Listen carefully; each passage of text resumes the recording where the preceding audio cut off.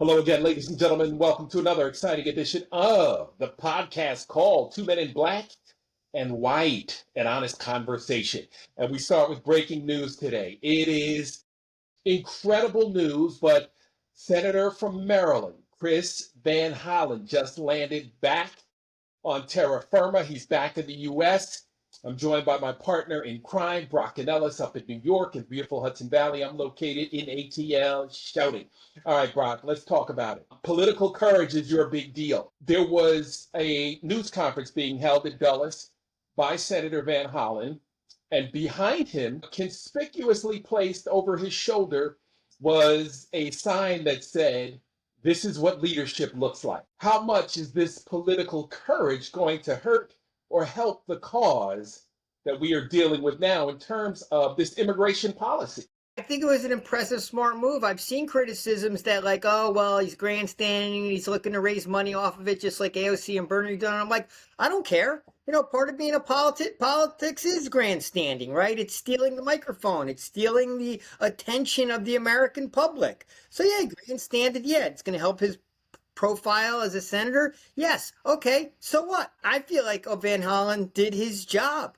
He went there, he showed up, pushed his way in after getting rebuffed initially. He had the meeting, the photo op, right? The Trump and the MAGA idiots tried to put margaritas on the table and pretend like it was like a cocktail party. He got proof of life. He made some noise. He made the MAGA movement look bad. It was in lockstep with some strong words coming from the judiciary. So yeah, he did his job. I mean, kudos, right? That's where I stand. I'm like, great job.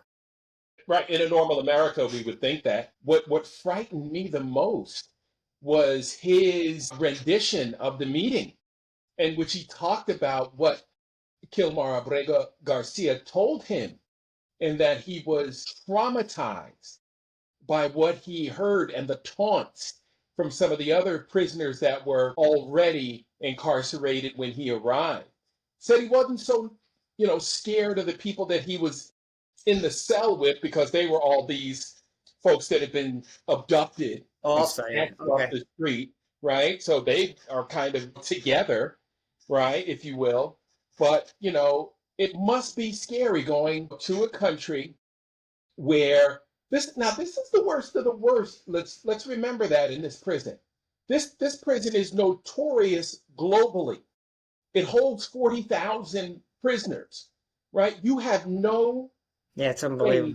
to contact the outside world once you are booked in this place. This is torturous. This is not the American way. I'm not surprised it's traumatizing. Okay, I'm going to say, okay, here's a white guy thing, right? I've never spent a second in jail where the doors closed behind me. I've never had even handcuffs on me. So I can't imagine what it is getting carted away into a van, thrown on a plane, and shipped to an El Salvador, like, gulag with 40,000 other people in it. And I Right. mean, it's traumatizing to say the least, right? I'd be scared shitless every second of the day. And I mean, and they didn't get him out, right? Van Hollen, some Oh, people say Van Hollen didn't do anything because he didn't get him out. But, in raising the awareness, it's pushing the issue. right. And I guess, the Trump administration, is saying he's never getting out. That's their stance. I mean, until we get rid of Trump, I guess maybe we won't get him home, but it just feels egregious and un-American. No doubt. And think about it. Brock, he said they didn't know where they were going. They were thrown on a plane and had no idea where they were going to end up. Can you imagine the terror they must have felt being on a plane for hours, right? This isn't a round the corner jaunt, right? Some express flight. This is 4 or 5 hours from DC, at least. Yeah, and there are no flight attendants coming around asking if they want, None. peanuts or, or Yeah. popcorn, right? It was like, And you're probably cuffed and oh, shackled, yeah. you know. I So mean, imagine just how it's frightening out of this is. control. This is so un-American. It's interesting. I saw more clips, I guess, from people out of Michigan at a town hall, like white people, how riled up white people are about this issue. Just like the the unfairness, the un-Americanness of it because of the lack of due process. Exactly. Exactly. And I saw the same thing from the Iowa town hall you told me about. Rachel Maddow was running that last night. And just, hey, some white guy from some small little tiny town in Iowa saying, hey, when are you going to bring this guy back home? And Grassley was stumbling over himself, can't come up with an answer. That's the scary part, is we're doing it for the sake of doing it.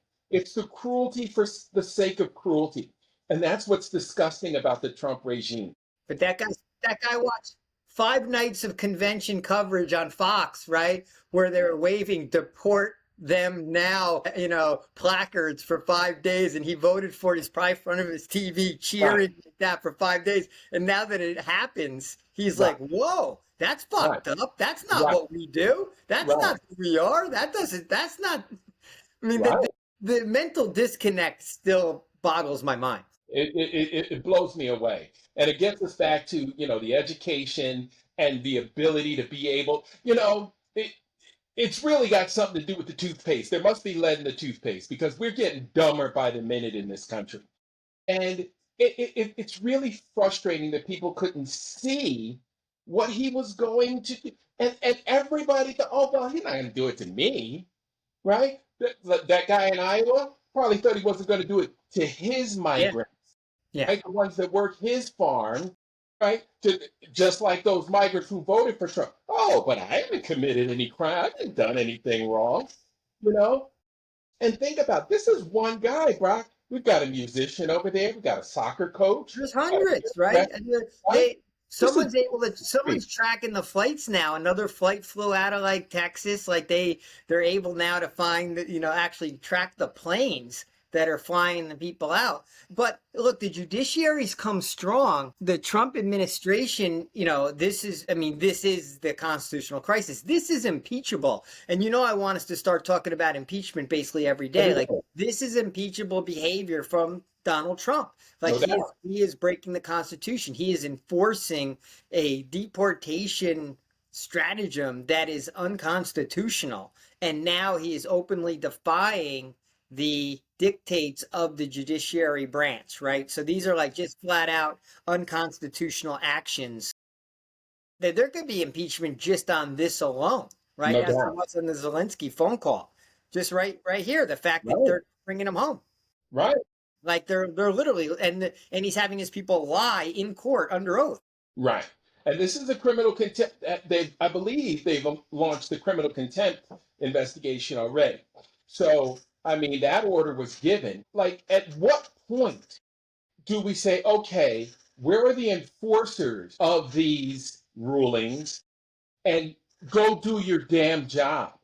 This is not about politics anymore. This is about our democratic process. And what you have done to these people is illegal.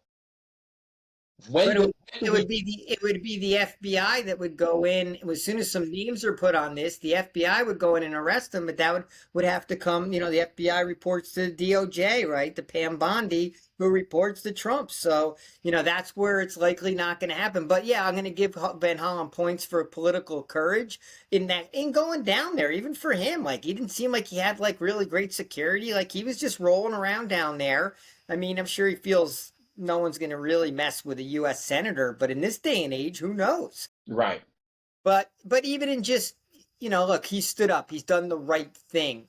And so we're going to check that box for positive political courage because that in some other places in the last 24 hours or so, we've gotten some statements of some political cowardice that, I kind of view as somewhat shocking. Yeah, Lisa Murkowski, you might be referring to, said she's afraid because, retaliation is real. And now, Lisa, first of all, you live in Alaska. I know there are lots of guns in Alaska. I get it. I understand why you might be afraid. But honey, you took the job, right? You took the job under this regime, not administration. I'm not calling it an administration anymore. It's a regime. It's like working for Mussolini, Stalin, any of these dictator type individuals. And if you need extra protection, well, why not order it?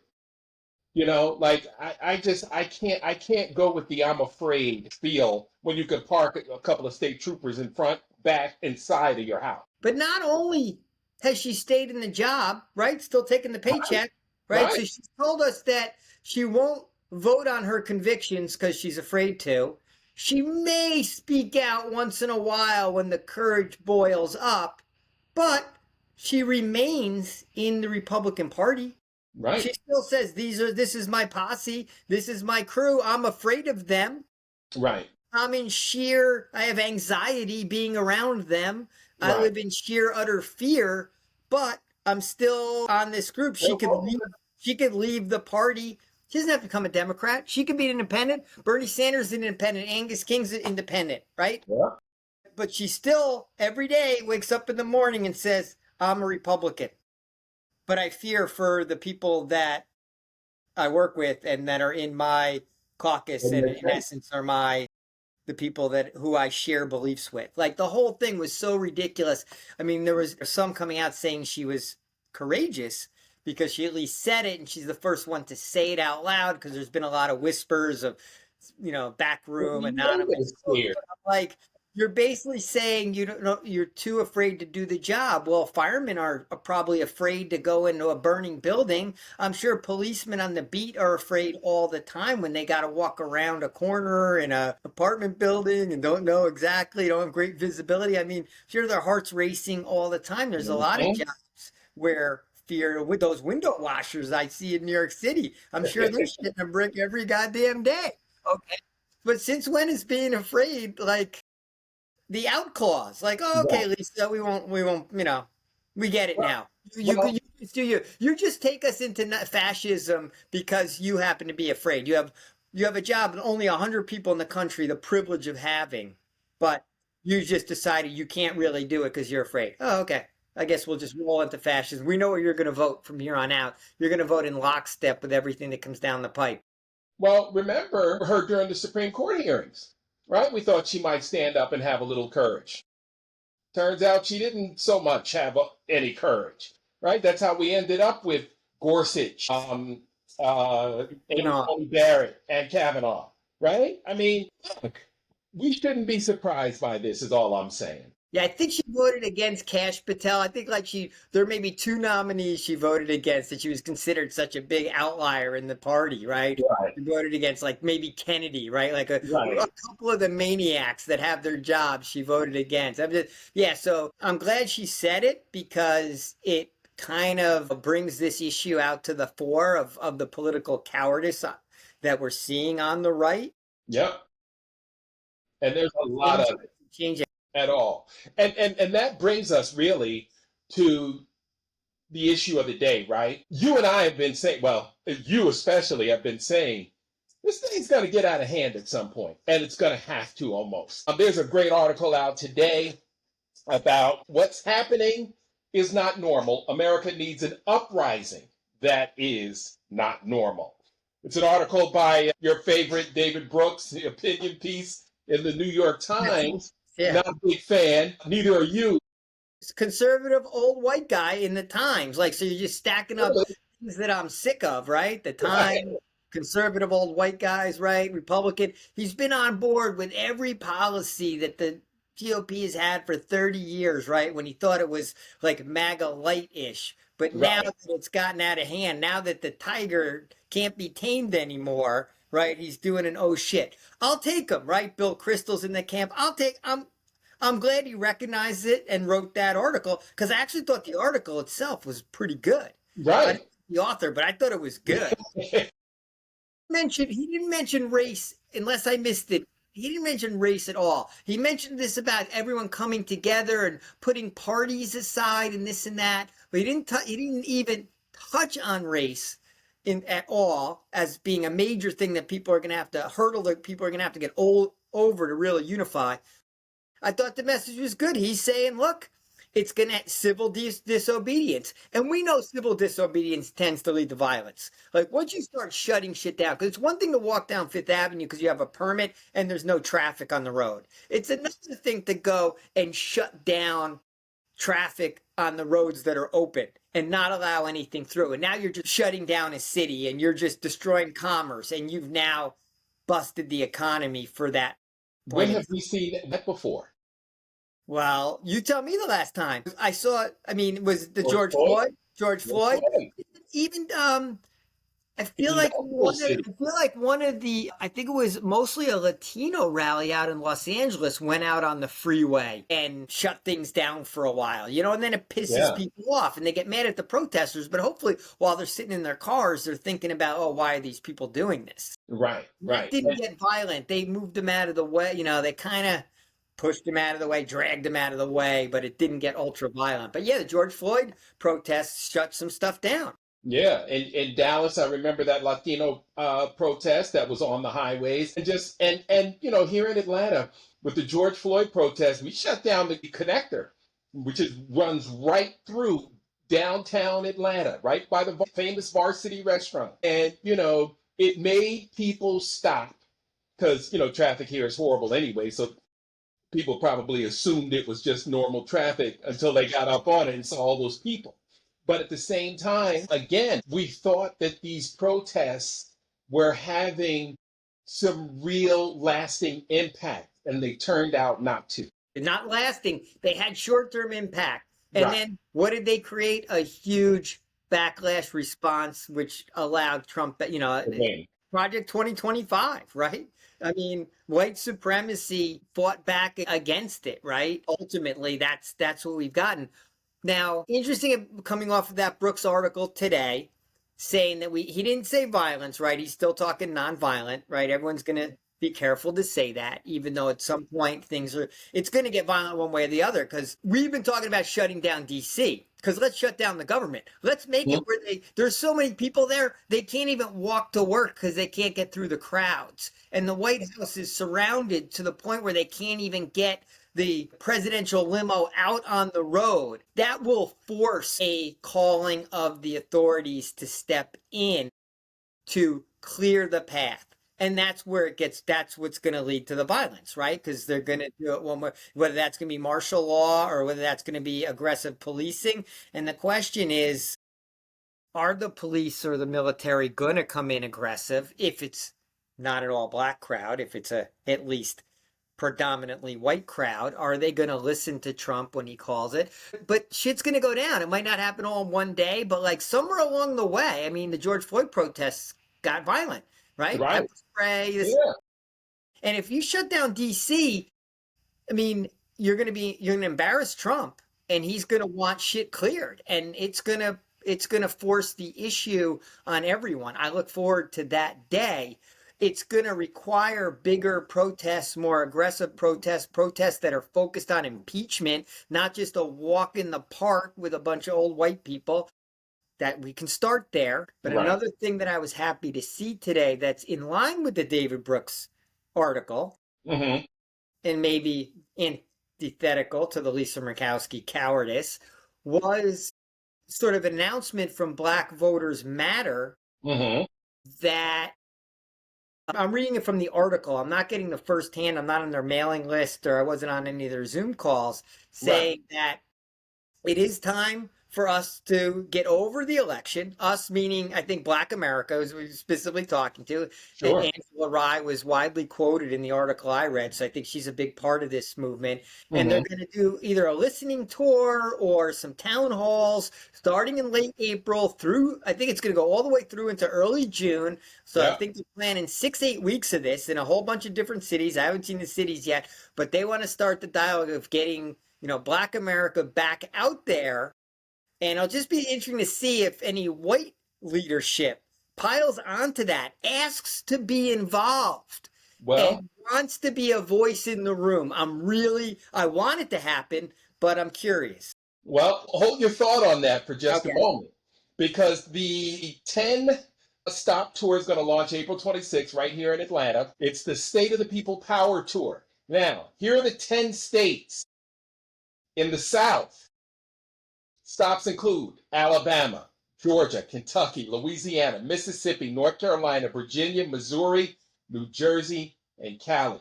Two of those states, I could see things being relatively peaceful. The other 8, Yeah, I'm gonna ain't say no, Alabama, woo, ain't Mississippi. no telling. Yeah, No telling. So I'm excited about this. I'm elated about this. I love Angela Rye. I love Tiffany Cross, Andrew Gillum. I love what they've been doing with their Native Land Pod. If you're not subscribed to it, check them out are because they all involved with this black, or are they a part of the organizing team of this event? Because I don't know who runs Black Voters. It's Black Voters Matter, right? Is the Black group? Voters Matter. Yeah, and I'm not sure what the organizing team is, but they kind of stated what we were saying, right? You got to get over the election, right? And at some point, we're going to have to get involved in order to have our voices heard, in order to Yeah, express the things we need.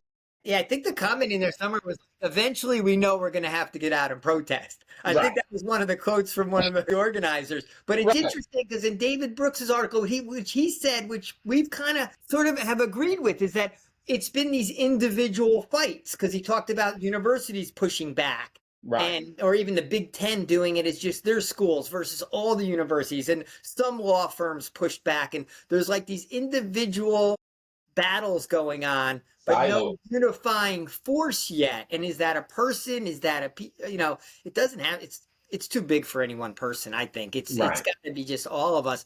But he didn't mention gender or culture or race, but Right. we know that it's, this will be sort of a kind of a siloed event. The marches so far have been sort of siloed white events. No one's Mhm. gotten the youth out yet. So like, Right. I don't know which of these things is going to rile up, the under 30 crowd. Right. It's not going to be gun violence on college campuses. Another, All that again. no, we just shrug our shoulders and move on from those, right? You think that shooter's going to be deported to El Salvador? The alleged shooter? I don't think so. But I like that it's happening. I like that this group's doing this. I think, Right. I mean, the Latino community seems to have done it really organically. I don't even know who the leaders of their marches have been so far. Yeah. I'd like to see more from them. Yep. And, maybe we're going to have to start with siloed events And then before bring we it all together. actually come together. And I'm gonna be the most hated man on Blue Sky soon, because when I go back and forth with different Black and Latino leaders, and I say you got to come out to these marches, and I get the pushback. If we do, there's going to be violence, and I always respond with like, white people get it. I think some, maybe not all of them are there yet. The white people need to be out in front. Right. White people need to take the first, quote, rubber bullets, maybe Right. real ones eventually. Tear gas we'll all get. But right, the white people have to shield the people of color and take the hit first to show they're for real in this game and fighting white supremacy. Right. But, no one, white, black, brown, you name it, can say I'm not going to go out there and protest because I might get hurt or it's going to get violent, because that's what MAGA wants, right? That's how they've intimidated Lisa Murkowski, right? And if they do that to everyone, then they're just going to have the run of this place. So like, Right. eventually we're going to have to take that personal risk, right? Right. Right. Just like they did on January 6th. So, look, this event that's happening with Black America and Black Voters Matter. Latasha Brown runs Black Voters Matter. She was very active in the 20 election cycle, the 24 election cycle, getting voters registered, mobilizing, big name African American folk to get out here, get registered, be a part of the democracy, have your voice heard. So I know that this is going to have some level-headed planning. It's not going to start out as a rowdy movement, but no doubt police will be there because it is a protest of color. Yeah. Right? And the word It'll be treated yes, differently. We know that. It's not right. going to be like 4 policemen drinking coffee on the corner like we saw in New York City No. at the protest I went to. Hello. So we've got to understand that. White America has to understand that, right? And start noticing the differences in how we're treated, Yeah.